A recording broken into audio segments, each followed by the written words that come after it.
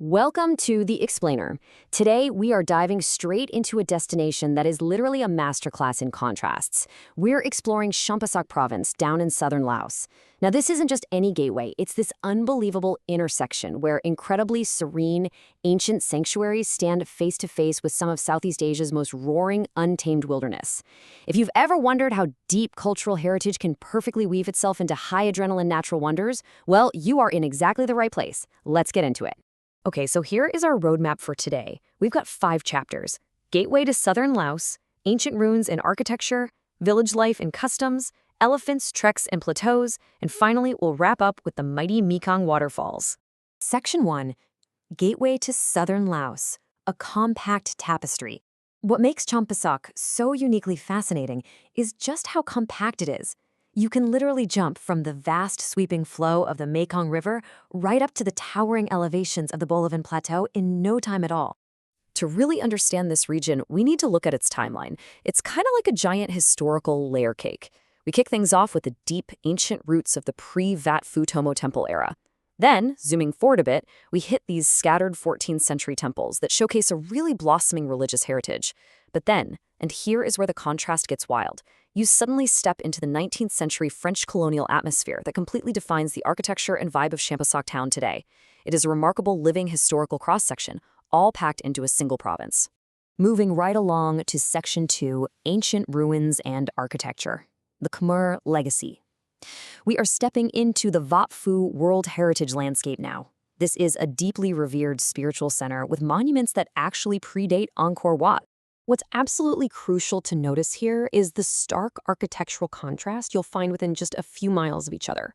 On one side, you've got these rugged, monumental ancient stone pillars, brick stupas, and ancient Khmer ruins that were quite literally built to last for eternity.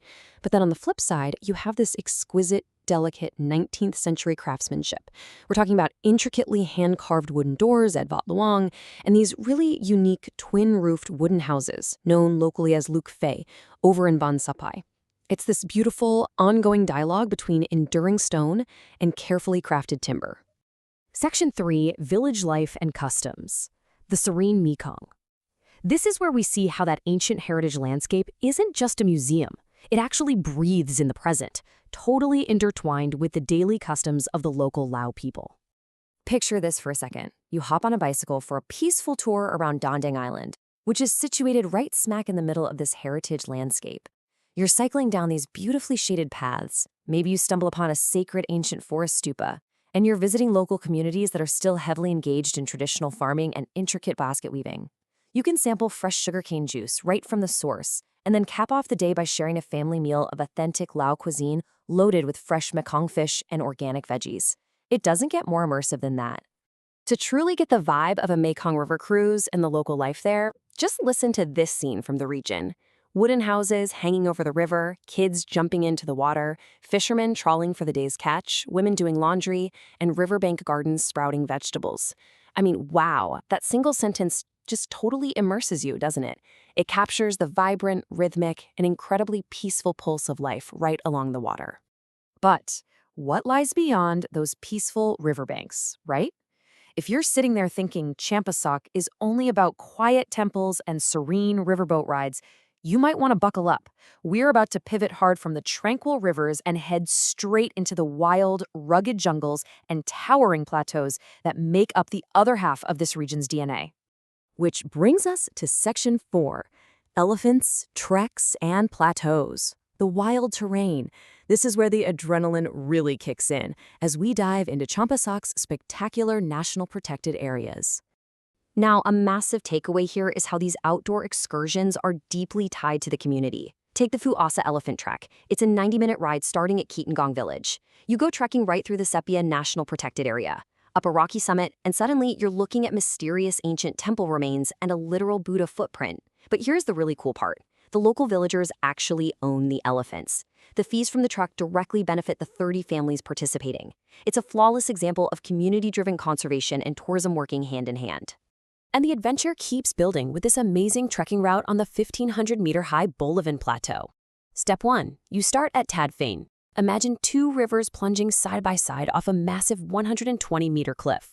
Step 2. You hike along streams, cutting right through the premium coffee plantations of the Donghua Sao protected area. And step 3, you arrive at Tad Niwang, which is this stunning cascade tumbling 42 meters down a series of rock steps. It is literally a visually staggering journey that perfectly connects two of Champasak's most magnificent waterfalls. Section 5, the mighty Mekong Waterfalls, the 4,000 Islands. For our final chapter, we are heading to the far south, where the wide, lazy Mekong River suddenly splinters into a crazy labyrinth of islets and powerful rapids. Island hopping through this river archipelago is just packed with must-do activities. You can rent a bike and pedal over suspension bridges on Don Khon. You can literally just stumble upon an abandoned French locomotive rotting right there in the jungle. You can take a boat out and try to spot the incredibly rare freshwater iridati dolphins, or cycle around Don Khon to watch locals processing palm sugar the traditional way. Every single island has its own distinct rhythm and hidden secrets. But make no mistake, the landscape down here is defined by raw, unadulterated power. Take the Somphomit or Li Phi waterfalls, for example. To even get there, you have to cross this short, slightly nerve-wracking wooden plank bridge. And what greets you? An amazing series of rocky channels where the thundering water crashes so violently that it lands in a literal sea of mist. The sensory details, the deafening sound, the spray on your face, it is absolutely overwhelming in the best way possible. 15 meters. Now I know what you're thinking. 15 meters doesn't sound that exceptionally high, right? But hold on. That is the sheer drop of Khon Pa Peng, found just a little further south. To put this into perspective, it is Southeast Asia's largest waterfall by volume. Millions of gallons of the mighty Mekong River are forced to rush over a boulder-filled fault line every single second. It creates this incredibly turbulent, mesmerizing display of nature's unstoppable force. So what does this all mean? It brings us to a final provocative thought to leave you with. Can one single province truly capture the entire ancient soul and wild heart of a nation? When you look at how Champasak seamlessly weaves together the ancient, reverent stillness of Wat Pu with the adrenaline-pumping roars of Southeast Asia's most powerful waterfalls, well, it certainly makes a pretty compelling case. I hope this explainer has given you a really clear, engaging look at an incredibly rich region and leaves you eager to explore more of the diverse wonders of Laos. Thanks so much for joining me today, and I'll catch you next time.